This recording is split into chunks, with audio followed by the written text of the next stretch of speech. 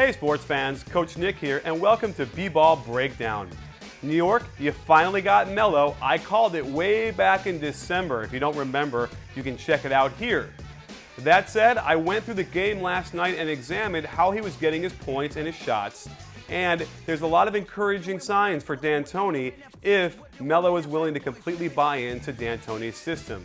If he does, there's no question he'd score the easiest points of his entire career. For Knicks fans, a good sign is watching Melo go to the weak side corner, someone who's willing to play the offense and not dominate the ball. A double weak side screen for him, but Amari is too late getting in the ball. This is the kind of timing they got to fix. Again, Melo in the corner on the weak side, willing to play the offense. Here he'll even crash the boards and get a putback. 4 minutes into the game, and Melo gets his first post up on the left block. It's not quite smooth. You'll see Amari Stoudemire's pass bounce off his hands. When he faces up, he does his normal pull-up from about 16-17, but misses. Another reason why they picked him up is the open court finishing that Melo can do. Here he gets an and one. Could Wilson Chandler have done that? I think so, but not Gallinari. Here's what I'd be worried about if I were D'Antoni. The ball is moving okay and the offense is going, but then once it gets to Anthony on top, it completely shuts down and he goes ISO one-on-one and pulls up and misses.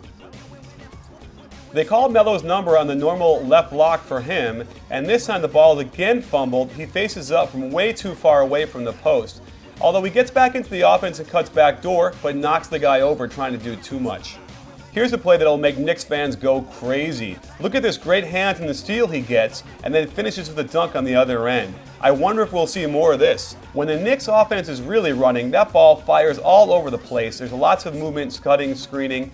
But watch what happens here when Melo gets the ball in the corner. Everything stops, everyone's standing around, he's waiting too long, and he bails the defense out with a bad, long jumper.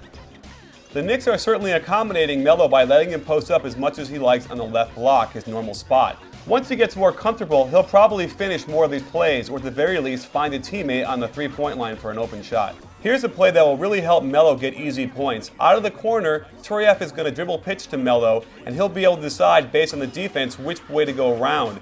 He could probably score 10 points on this play alone. Melo will also command a lot more attention than the other Knicks that went to Denver. Here you're going to see Bogut come over and stay, and Keon Dooling on the weak side doesn't step over, and Turiaf gets a nice pass from Melo for a dunk. Here's an example of Melo just not being in sync this night. He probably was a little bit nervous and excited, but watch how he doesn't rise up and shoot this ball smoothly, and he misses the three. Again, in the left block, they give him a lot of cutters and a lot of movement, and that clears it up so he can get to the basket. He just can't finish. Here's the play that's going to make Knicks fans drool. Stoudemire in the post, and then Melo cutting to the basket for a dunk. Couldn't have been worse defense by Dooling, though.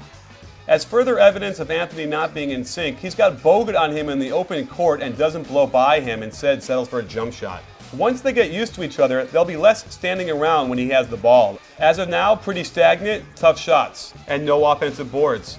On the out-of-bounds play, he doesn't run the offense, he puts his head down and knocks Delfino over. He's got to learn the offense a little better. However, I'm sure he won't argue with D'Antoni letting him get the ball on the high post on the right side every time.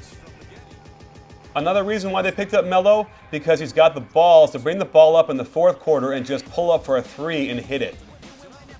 On the right low block now in the fourth quarter, teams are going to slide over and watch him, and when he puts the ball down on the ground, they're going to double. So he needs to get better at clock management and do a quicker move here instead of waiting for the clock to be almost at zero. Interestingly enough, this was the only pick I saw set for Melo when he had the ball. And the spacing is a little bit off, they clog the lane, and he misses a relatively easy jumper. Once Melo gets to learn his teammates a little bit better, he'll probably be able to dump off this pass to Stat for a dunk instead of a missed layup. And again, he goes to the basket here, misses another pass to Stat, and can't finish. So there you have it, sports fans. Melo is creating quite a bit of buzz in New York. I'm not sure they're going to get much beyond 4th or 5th in the conference. However, if they can pick up a piece or two, they'll be in really great shape. Don't miss our B-Bull breakdown from yesterday. Lots of great stuff there. And Heat breakdown is going to start up again with tonight's game between the Heat and the Bulls. Lots of amazing stuff. Don't forget, you are part of the most popular online channel devoted to basketball fundamentals. And we're going to have lots more to come throughout the rest of this season, all the way through the finals. So don't miss it. Because don't forget, at B-Bull breakdown, B-Ball breakdown, and Heat breakdown, they're not channels, their conversations.